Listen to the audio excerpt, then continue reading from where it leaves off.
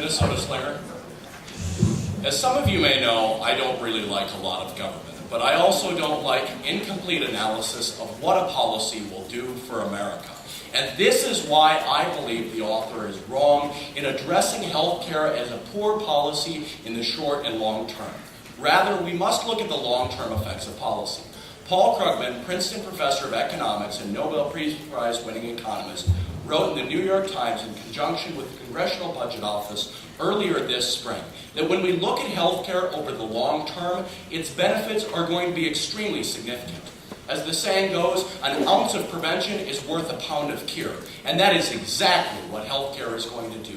As we have 40 to 50 million Americans without insurance, mandating by 2014 that these people have insurance is only going to ensure that their conditions get less critical. And our hospitals are going to have to pay for less and less of these people who cannot pay their bills now.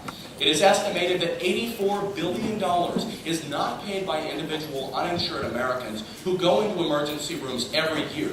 Where does this cost go? Right back to you and I, the taxpayers, because either the government is the one who's going to have to pick up the bill, or we're going to find that the medical cost is internalized with each and every single one of our premiums. As the government bill provides the opportunity for competition, with a government option for receiving health care, this competition will do exactly what the free market is designed to do, bring down health care premiums. And it's in bringing down these health care premiums, we're inherently going to find that costs will decrease. As the Congressional Budget Office estimated, it will be a $900 billion cost over the next 10 years. But cutting Medicare and Medicaid and streamlining the programs alone will save us $684 billion and continue to put America in a better financial situation.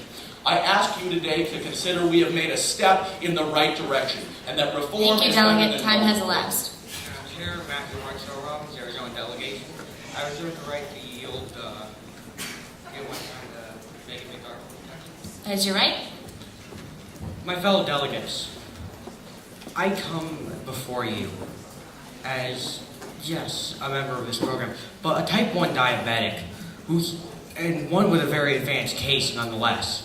My medication is extremely expensive, and many of it will become unavailable on this plan. One of my devices already has, and it's very bad for me, and the rest of it will be put on taxpayers. I do not want to see that, especially because my family puts out much money for this, which is why I'm not the only person with this case. I am but one of many, and the cost would be extremely expensive on top of what was mentioned before. And this is why I hope that all of you would vote to pass this proposal. I now yield my time to Megan McClark from Kentucky. Thank you. Yield 50 seconds. Megan McGurk, representing the Commonwealth of Kentucky. By special earmarks, senators and representatives' votes were bought. Then through the reconciliation process, they were dropped. So not only were their votes bought by other senators, they weren't even held through. I wonder, without the earmarks, would the health care reform package still have passed? Also, the two doctors in the Senate, Senator Barrasso from Wyoming and Senator Coburn from Oklahoma, very vocally did not support this proposal. They are the ones that know the healthcare system. They know what it needs, and they were very, very against that. Senator Barrasso still comes to the Senate floor every single week to present his second option to repeal the act so healthcare can at least stay in some form of helping people. I also wonder if the people in this room... Thank you, Delegate. Time has elapsed. I think it's UN. I'd like to reserve my rights to Richard from Delaware. As you're right. All right, thank you. I'd like to start out this speech with an acknowledgement. Yes, we are initially going to be spending $100 million a year to fund this healthcare bill. But you know what we're also spending $100 million on? We're spending $100 million a year on the Iraqi war. We're spending $100 million to send our most honorable humans, Americans, to get killed. Now we're making a motion to spend $100 million to save our people, to bring them better health care. You know what? Most other potent nations in the world already have universal health care. Yes, there's nations like France and Germany. They're already there. But you know what? Afghanistan's already there. We're behind Afghanistan in something. Further, I just want to say that by spending the $100 million now to save our people instead of kill our people, we're going to be saving billions to the tune of $64 billion in the future. By acting wise now, we can remedy our future. And I now yield my mind. You Thank you, minute. Madam Chair, Robert Pritchard, Delaware delegation. Let's remember what it means when we say we're going to repeal this piece of legislation. As the bill stands now, what will happen? Those who are 18 years old will be able to stay on their parents' health insurance plan until they are 26 years old. That would no longer happen. Millions of Americans would then suffer from that. What else does it mean? It means not every American will be insured. Not every American will have the same opportunity. Not every American will have the same ability to remain healthy. And what comes from that? A weaker nation, a weaker economy, and a weaker healthcare system. In Delaware alone, we have 100,000 uninsured. And from that, when they go for serious disease, Thank you, delegate. Time has elapsed. That will Time has elapsed. We will now Thank you, entertain. Madam Chair. Tyler Bishop from the Georgia delegation.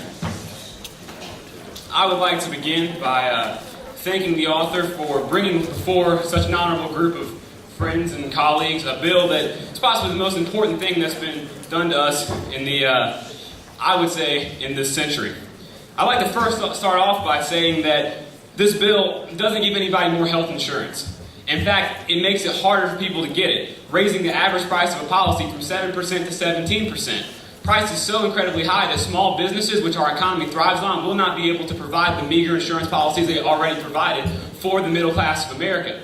So, with these policies going up 7 to 17%, the American people, the average middle class family, will be, if they want to cover their entire family, will be spending over 55% of their annual income just for health policies, according to the Congressional Budget Office. The Congressional Budget Office had the gumption to tell Congress, this isn't working. You can't do this. The math does not work out. Further than that, I would like to say that so many companies are being taxed on unnecessary taxes. Like, since when do you have to tax tanning salons to pay for a healthcare proposal? You know, you wouldn't go to the market and try and trade apples for oranges. At least that's what we say down south where I'm from. So why you got to tax tanning salons to pay for doctors? I also like to tell you that President Obama outright lied to you when he told you that you could keep your doctor. Because your doctor's not the one that provides your health care plan. You pay for that and they pay the doctor. And if you can't afford the plan, guess what? You're moving to a cheaper doctor. Finally, I'd like to say that any proposal where you have to buy votes for $300 million due in the dead of night by procedural move and acclamation instead of voting for it based on its merit is not something that they want you to know about. They want to control you, and they want you to go along subserviently, which goes against what America's about. This is the land of the free and the home of the brave, not the land of the enslaved and the meager to the powerful government who knows better than the American citizens. Therefore, I ask you to pass this proposal and tell the government to stop controlling our lives. I yield the rest of my time.